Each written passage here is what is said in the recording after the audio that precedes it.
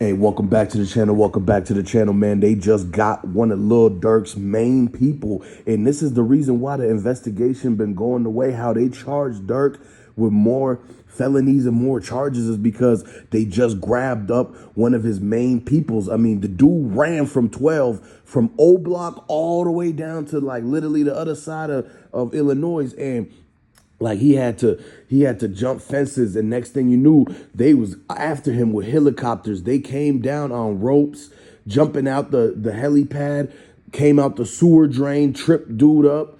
Next thing you know, he think he about to hop in the Uber. It was a Fed Uber. The taxi pulled off the taxi light at the top, and it was a red, white, and blue light, like sirens and everything like that. So they just jammed up Lil Durk's like main dude out in the streets, man. The guy's been hiding for a while. Ever since he found out OBlock got raided and Durk got sent to the feds, dude's been spooked out. He ain't even come outside of nothing. He haven't made no phone calls, no text messages, no posts on IG or anything like that. And so you know a lot of people that's been closely related and associated with Lil Durk have been coming to find out that everybody around the dude has been getting hemmed up left and right. Now, this is where things get crazy because they just found out more incriminating details and evidence on Lil Durk that could put him away for life.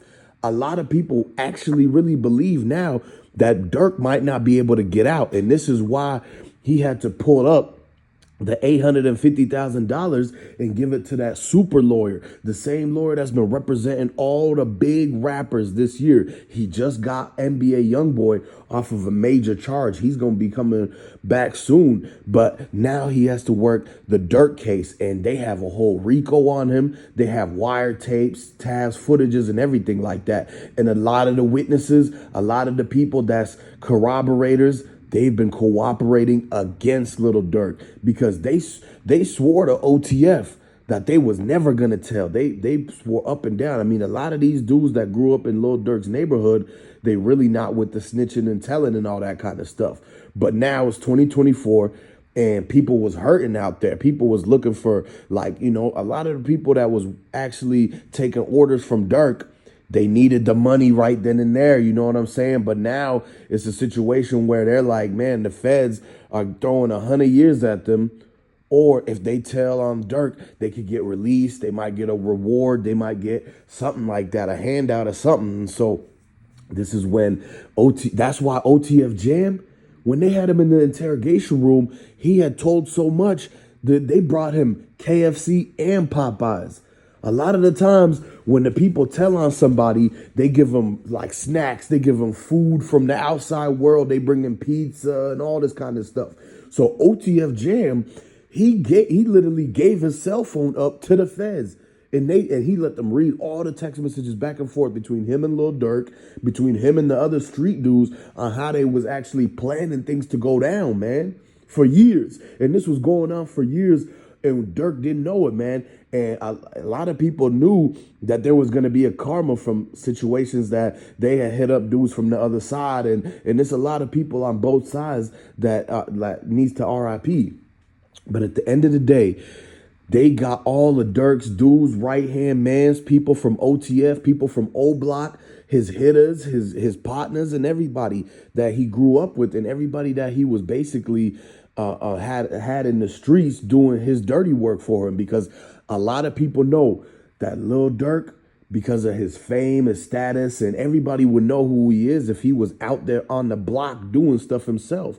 And so this is why Lil Durk had to have people do the dirty work for him. He couldn't be the guy that's out there doing drills, spinning blocks and everything like that, because they would easily catch him up. He's on papers. He's documented where he's supposed to be at what time and everything. And if Durk ever did do something like himself, then it probably got caught on OTF Jam's little tape, his recorder that he had on him. And OTF Jam might not have been the only dude in Durk's crew that was wearing a wire. How do you know all the Durk's other people weren't wearing a wire? Like the people that he hangs out with, the people that come and pick him up in the Uber cars, inside the black trucks, because all the rappers, they drive the big black SUV trucks, the Tahoes, the Cadillac Escalades. And them joints, they could have been rigged up with all sorts of surveillance from the feds. A lot of times what the feds do is they get an important person that works in these people's groups, like the chef, the driver, somebody like the landscape guy. And they have him infiltrate Lil Durk's group. So every time Lil Durk thinks he's getting a ride to all these places, his chauffeur low-key working with the feds. His chef could be working with the feds. They might have had put all this different things rigged up everywhere so that when Durk feel like he's comfortable and he lets loose and he's slipping a little bit, and him and the boys start talking and start bragging about who's more tough because they got this guy and they got this guy. The feds is having their way with it, rubbing their hands like Birdman, listening to them snitch on themselves, man. And this is the craziest thing, because not only did they snitch on themselves in the wiretaps, they snitched on themselves in albums, soundtracks, CDs, mixtapes, singles, hit records, and songs. And they sold the CDs in the streets, telling on how they did everything. And they surprised how the police got them hemmed up the way that they do. Y'all should have kept quiet, man. A lot of people nowadays, they glorifying the street life way too much, thinking that they could say everything that they did in the streets, thinking that they should just go ahead and tell everybody their deepest, darkest secrets that'll get them locked up if it ever was to get out. And for Durk to be able to speak and say all that to the people who was wearing a wire, and now the feds know about King Von in Atlanta. The feds know about what happened right there to Lil Jojo. The feds know about what's going on with FBG Duck. This is why Mama Duck and other people are suing Lil Durk. And ever since the lawsuit hit the fan, this is when the feds came and took Durk down anyways. They knew he was going to be on the run. They knew he was going to try to flee from this, because with all that money and everything, and the way that Durk was moving, trying to get people out the way, he wasn't going to come and turn himself in. He was going to try to be on the run as long as he could. As long as he ain't captured yet, he was going to try to be moving around, being free. Now he ain't got no freedom. They got him locked away 24 hours a day, 7 days a week. They be feeding him crusty little sandwiches and all this stuff in the jail food that he doesn't like. But see, it's too late to complain. It's too late for Durk to complain about he don't like the jail food and he don't like his cells cold and all this stuff. He should have been thinking about that before he paid all these people to go put money on people's heads to take him out and go headhunting. And so this is what the youth, all the youngers need to realize, is that you can't be glorifying the streets. Look what happened to Durk. He was the dude who had people all up and down the streets. $10 million. He had hundreds of millions of dollars that he was getting, and he threw all of that away just to get back at his ops, just to be able to say he's tough and he's from here and he's from there.